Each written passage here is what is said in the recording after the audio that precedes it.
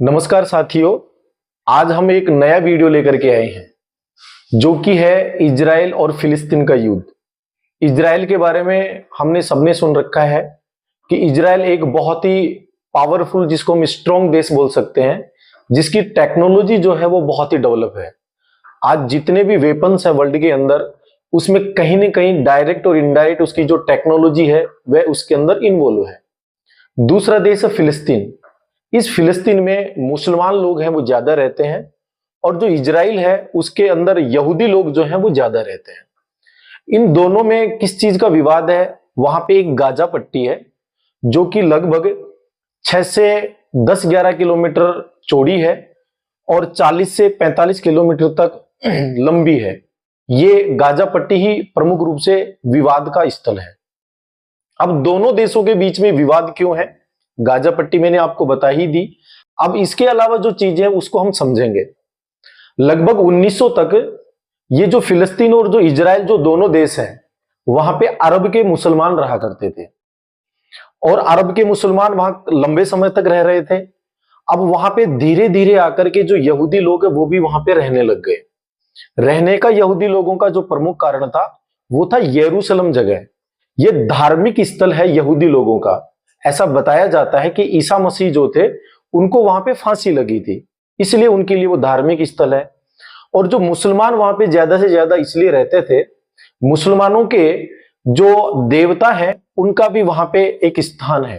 तो अरब के मुसलमान और यहूदी दोनों के लिए वो एक पवित्र स्थल है।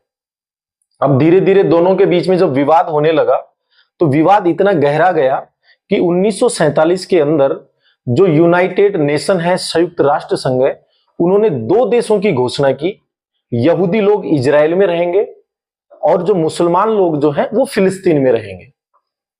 फिर 1 साल ठीक बाद दोनों के बीच में युद्ध होता है और इजराइल को जितनी जगह मिली थी वह उससे ज्यादा जो जगह है उसको कवर कर लेता है, अपने अधिकार में ले लेता है।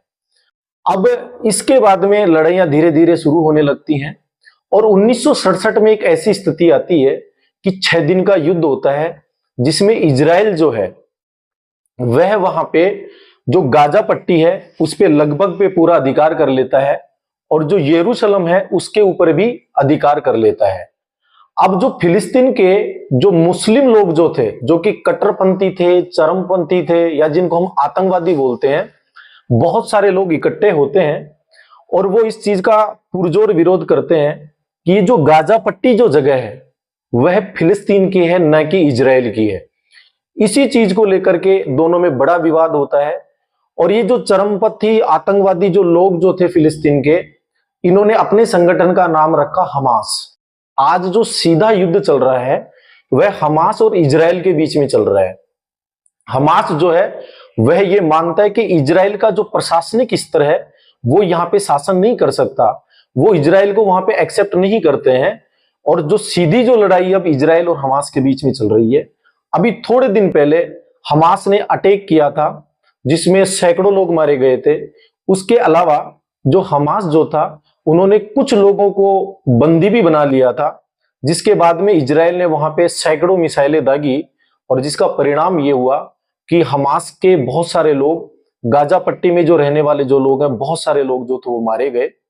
अमेरिका इसमें एक नियंत्रण करने का काम कर रहा है। सच तो यह है वह चाहता इजराइल को है, इनडायरेक्ट सपोर्ट है वो फिलिस्तीन को भी देना चाहता है। उसके पीछे का उसका लॉजिक है कि किसी भी प्रकार की अस्थिरता बना रहे तो उसका जो रोल है अपने आप में विशेष बन जाएगा, या किसी की भी जीत होती है तो वो डायरेक्ट और इनडायरेक्ट दोनों से जुड़ा हुआ है, तो मैं उनके साथ खड़ा मिलूंगा तो विश्व में एक मैसेज जाएगा कि मैं उनके साथ खड़ा हुआ हूं।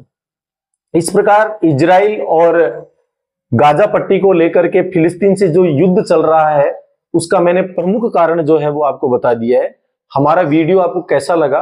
हमारा वीडियो यदि आपको अच्छा लगा है तो आप ज्यादा से ज्यादा सब्सक्राइब करें, इसको शेयर करें, इसको लाइक करें। बहुत बहुत धन्यवाद।